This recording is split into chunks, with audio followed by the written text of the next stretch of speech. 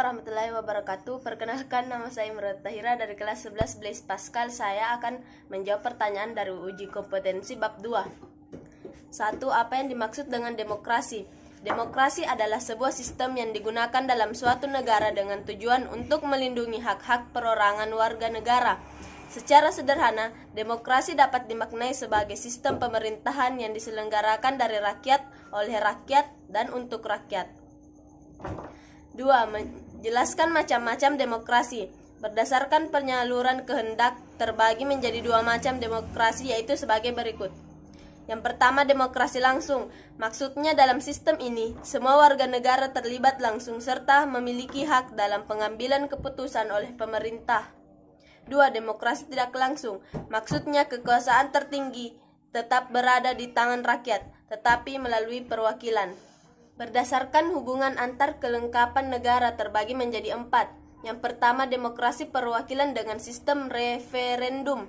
Maksudnya setiap warga negara memiliki hak untuk mewakili para wakil di parlemen dengan melalui pemungutan suara secara menyeluruh.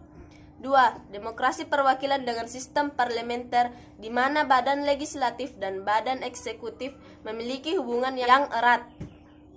Pemerintah menjalankan program-program yang telah disetujui oleh Badan Perwakilan Rakyat. Yang ketiga, demokrasi perwakilan dengan sistem pemisahan kekuasaan.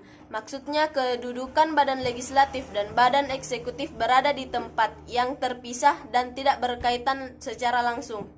Keempat, demokrasi perwakilan dengan sistem referendum dan inisiatif rakyat, di mana sistem ini menggabungkan antara demokrasi perwakilan dengan demokrasi secara langsung.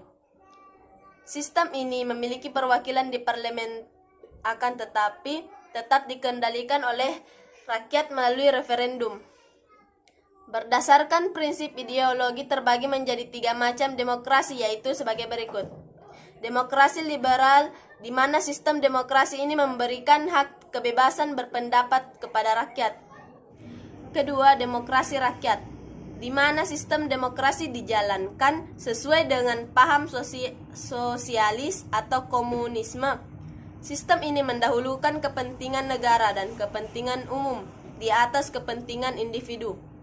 Ketiga, demokrasi Pancasila adalah sebuah sistem di mana pemerintahan yang dijalankan dalam negara didasarkan pada nilai-nilai dalam Pancasila dan berasaskan musyawarah mufakat yang mengutamakan kepentingan umum. Nomor 3. Jelaskan Sokoguru Demokrasi Universal. Sokoguru Demokrasi Universal adalah tiang-tiang yang menjadi pondasi untuk membangun dan mendirikan tatanan demokrasi dan sebagai indikator sejauh mana demokrasi ditegakkan. 5 pilar atau tiang demokrasi menurut Mohatta yaitu media massa, partai politik, lembaga swadaya masyarakat atau LSM, lembaga yudikatif, dan lembaga legislatif.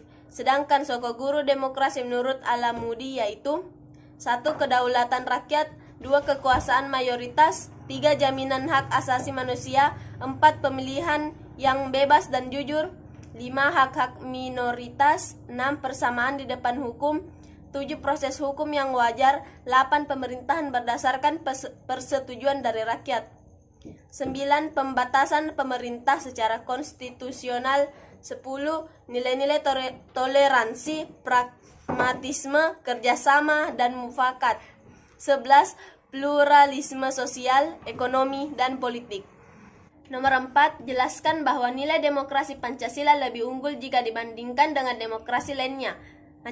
Macam-macam nilai demokrasi yang dianggap lebih unggul apabila dilakukan perbandingan dengan berbagai macam demokrasi lainnya yang ada di dunia adalah: 1. Terdapat sebuah bentuk penghargaan dari sebuah bentuk akan hak asasi manusia dan juga berbagai macam bentuk hak-hak yang ada pada minoritas tidak akan dapat dilakukan pengabaian.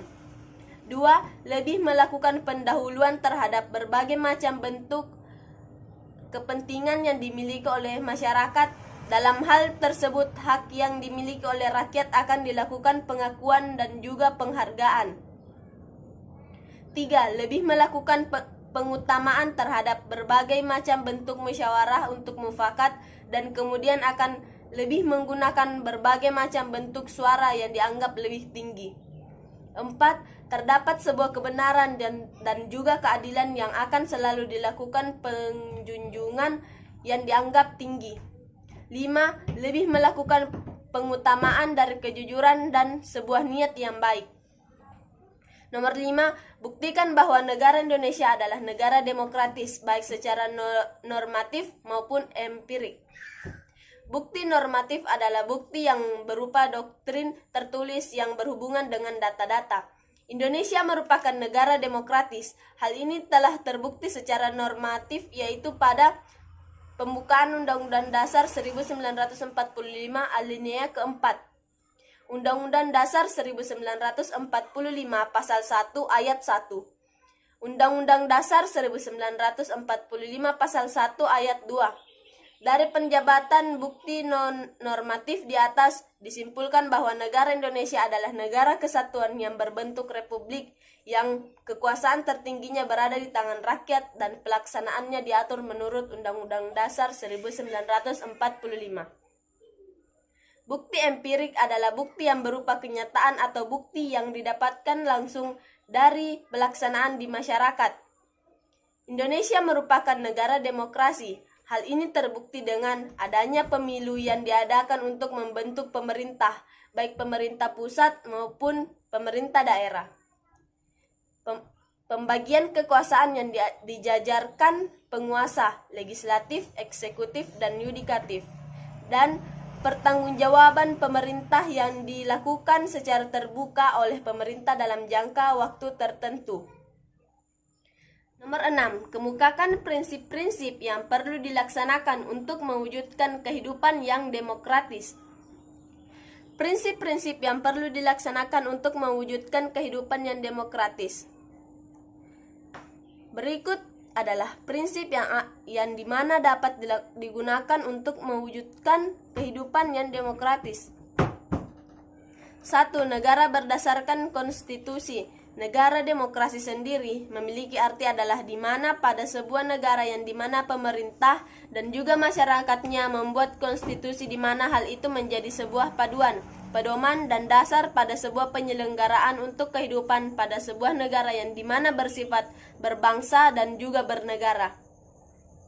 Konstitusi ini memiliki arti sebagai undang-undang dasar maupun sebuah peraturan hukum di mana berlaku di sebuah negara. 2. Jaminan perlindungan hak asasi manusia. Pengertian dari hak asasi manusia sendiri adalah sebuah hal dasar yang dimana telah diberikan oleh Tuhan kepada setiap manusia yang lahir di muka bumi ini, dan hak asasi manusia sendiri adalah sebuah anugerah yang telah diberikan oleh Tuhan Yang Maha Esa.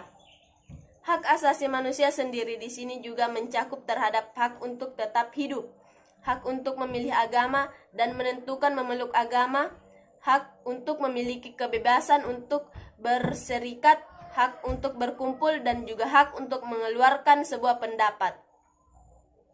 Ketiga, kebebasan berserikat dan mengeluarkan pendapat. Di sini, prinsip demokrasi sendiri adalah sebuah kegiatan yang dimana mengakui dan juga kemudian memberikan sebuah kebebasan kepada setiap individu yang dimana akan melakukan kegiatan untuk membuat sebuah serikat dan juga pembentukan terhadap sebuah organisasi, di mana setiap orang sendiri diizinkan untuk berkumpul dan juga hingga untuk membuat sebuah identitasnya kepada sebuah organisasi yang dimana telah ia dirikan. Kemudian pada organisasi tersebut membuat setiap orang kemudian dapat melakukan perjuangan dalam mendapatkan hak dan juga untuk melakukan kewajibannya. Sekian dan terima kasih. Wassalamualaikum warahmatullahi wabarakatuh.